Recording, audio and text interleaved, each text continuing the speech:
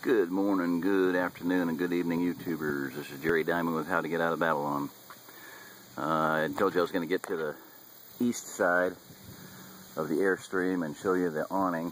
It's about 2 feet, 18 with the aluminum shrouding armor that protects it from the sunlight and whatnot. Zip-D.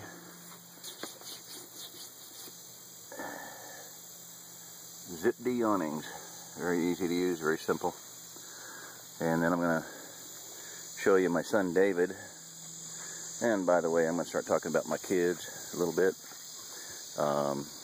Fine young man, about 20 years old. He dragged these awning covers, like off of a restaurant, over here all by himself. I told him, well, I'd like to have both of them, but if you get one and it's real easy, then you're going to go for the other one. And he made it look real easy, so I'm going to cover this one too, and then make it into a, I don't know, whatever, another bathroom or a bathroom. So here's the one we got done completely. Just had some greenhouse plastic here. Dillon's grocery stores, they used to use good plastic 4-year, but now they're just using 1 year. They replace them every year. This is not UV resistant, but it lasts a while. It's not UV resistant, but it lasts a while. So we just did a real redneck job here. Ran some of that greenhouse plastic around it. So what this is my bathroom and my shower stall. I'd pull on this. Actually, I'd try to lift it and pull it at the same time so I don't wear the hose down up here. So I've got a shower head on it. This is one of those coil snaky hoses, pocket hoses it's called. Got it at Walmart, I believe. And I got a head for it, just a sprinkler head. So it makes a nice shower head, multiple uses. It's got, you know, all the switches around. It's got a jet, it's got full, it's got vertical, fan, slam, sunrise, shower, cone, which I really like, mist. So, oh, it should have been. Yeah, just a regular garden hose thing. So, you know, if I want to mist, got it. If I want to clean my decking off here, I've got some green wood down here as my floor, because I don't like to walk around in the mud and get my feet wet. Muddy, mucky, you know, and then go in the camper and get it all dirty.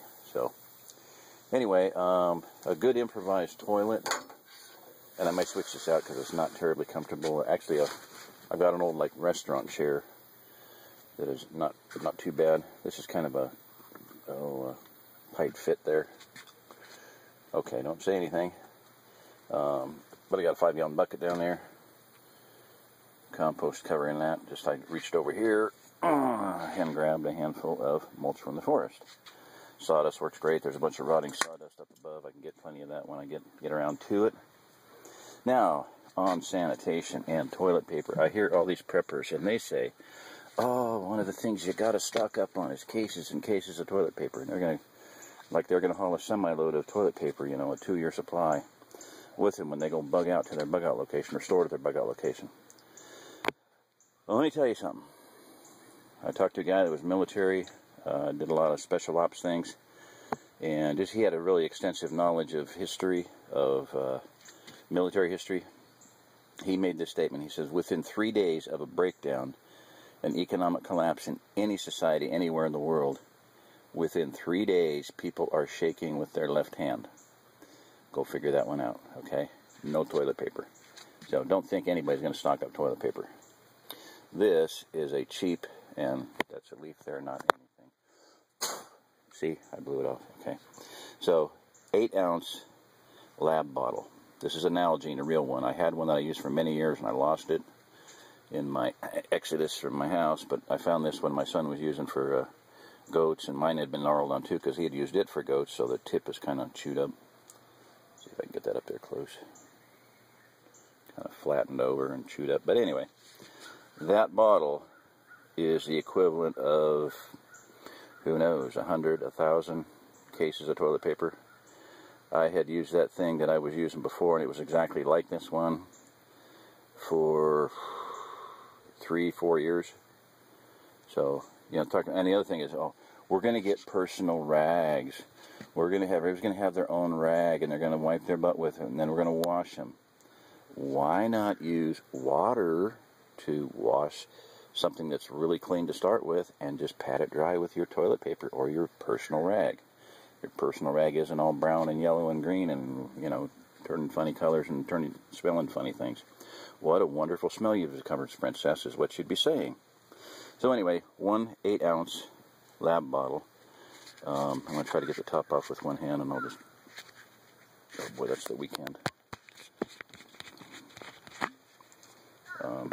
Bottle. Normally they come with, and the kind you want to get is... Normally there is a tube that goes down to the bottom of the bottle so that they can be used in the upright position.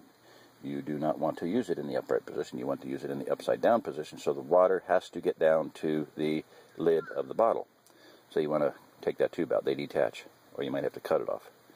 Newer ones, the tube's on the outside. It's not removable. Don't get those. I cannot find a Nalgene bottle on eBay for love nor money. I'm going to probably want to get some of these. They're cheap. They're, you know, Taiwan, China, whatever. But that's worth a lot of money, a lot of cleanliness, a lot of sanitation. So that's about it on the shower stall. So there you go. And this is kind of a nice, you know, you can see there's a doorway there basically. Walk in, I can stand up in there completely. And then I'm going to get maybe a piece of wood there where that spool is, that drum, we're in a cable drum, cable roll, cable spool. Cut a piece of wood to put in there for a shelf and whatnot. And then this one is the same thing, it matches. So there's a walk-in doorway here. I might make a bathroom in this one and the shower in that one, but you know, I probably will just leave that the way it is. Make this into something else, storage, tool shed probably. Okay, that's it. This is Jerry Dine with How to Get Out of Babylon. If you're listening to this, you are the remnant.